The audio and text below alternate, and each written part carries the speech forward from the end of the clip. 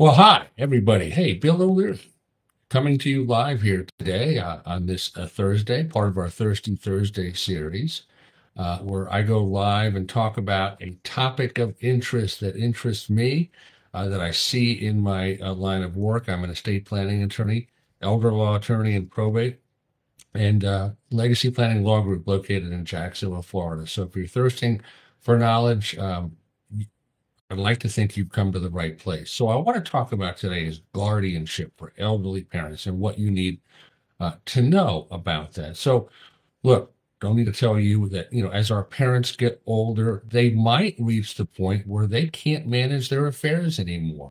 Maybe due to health issues, physical issues, maybe diminished mental capacity. So in these situations, establishing a guardianship, it might become necessary to make sure that your elderly parents are taken care of, their well-being is provided for, and that their affairs are being properly managed. So, what is guardianship?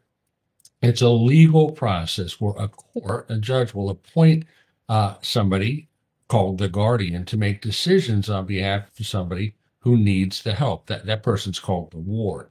And the scope of the guardianship can cover a lot of different things, personal matters. It could be medical matters, financial matters, decisions, that sort of thing. All depends on what the specific needs of the elderly parent is. Now, there actually are different types of guardianship. There's a full guardianship, where basically it's the full Monty, almost all of the individual's rights or legal rights are taken away, save for just a few. There's something called a limited guardianship. There's a temporary guardianship. There's a guardian advocacy. So different kinds. And so the kind that might be best depends on the specific needs of the elderly parent, the ward, and what those circumstances are, and the kind of oversight that's needed.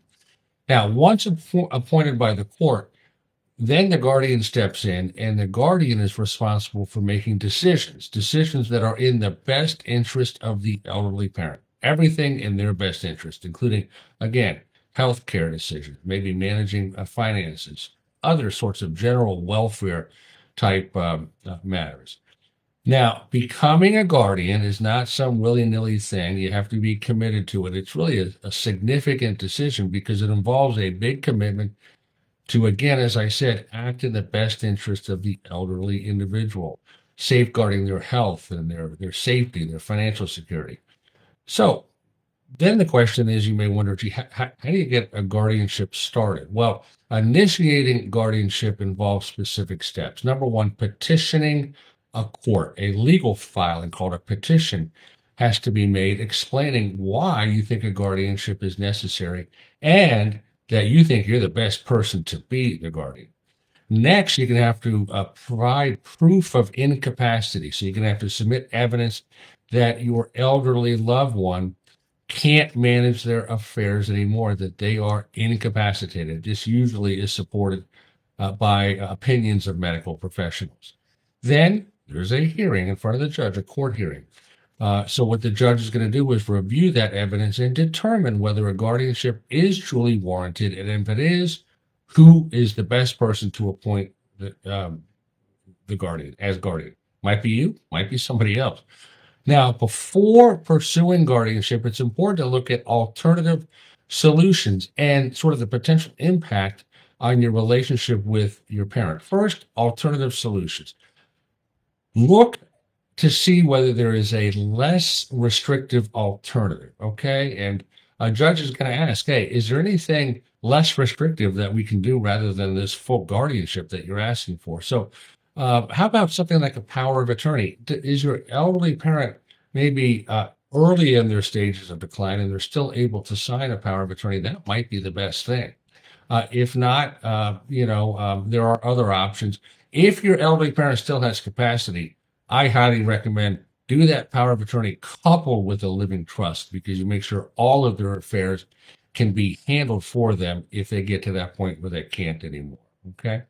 And then just keep in mind the potential impact on the family dynamics, because really sometimes setting up a guardianship can lead to fractured relationships, disagreements, that sort of thing. Not only disagreements between you and your elderly parent, but also disagreements between you and other family members, like siblings, let's say. So that open communication and getting sort of a consensus developed, very important to help reduce potential conflicts.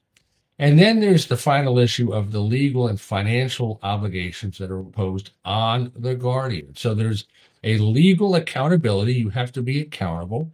You have to do everything in the best interest of the ward of your elderly parent. And you're going to have to demonstrate that to the court. You're going to have to be filing something every year, a report, an accounting to show you're using everything in the best interest of the ward. And then financial management. So guardians are going to have to manage the finances of the ward, things like paying bills and maybe protecting the assets, safeguarding them, managing investments. Okay, so it's a big responsibility and requires attention to detail, oversight, and careful planning. So hopefully you've gotten sort of the message from this video that guardianship carries significant responsibilities. And what it does is it calls for a commitment. If you're the one, a commitment from you. That a good set of morals and ethics, a good moral compass. You're going to need good, steady management, prudent, ethical management of the ward's personal and financial affairs. So it's a profound responsibility that requires careful thought and consideration before jumping in. Make sure you get the proper knowledge of what to do. And finally, just compassion for your loved one. It's a guardianship. It's a protective measure that ensures the well-being of your parent who at that point can't make decisions themselves anymore. If you'd like to know maybe a little bit more about what to do for elderly parents, whether guardianship is the best solution, whether there are lesser restrictive alternatives, and maybe you want to know how we can help, we'd love to talk to you. So what we do in all these videos, we invite you to schedule a free 15-minute discovery call. Scheduling is easy. Go to our booking calendar. If you're watching this video on Facebook, go to our website, Legacy Planning Law Group. There's a button that says book your free call.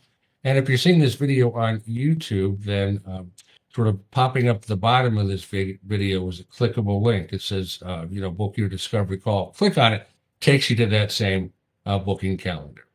So again, it's a free 15-minute discovery phone call with our team. If you've enjoyed this video, do like it and share it with your friends, and put your comments in the comment section. And by the way, if you haven't already, subscribe to our YouTube channel. So again, this is part of our Thirsty Thursday. I'll go live next Thursday again. So if you're thirsting for knowledge, we will quench your thirst. So Bill O'Leary, I'm going to sign off for now. Go make it a great day and a better world.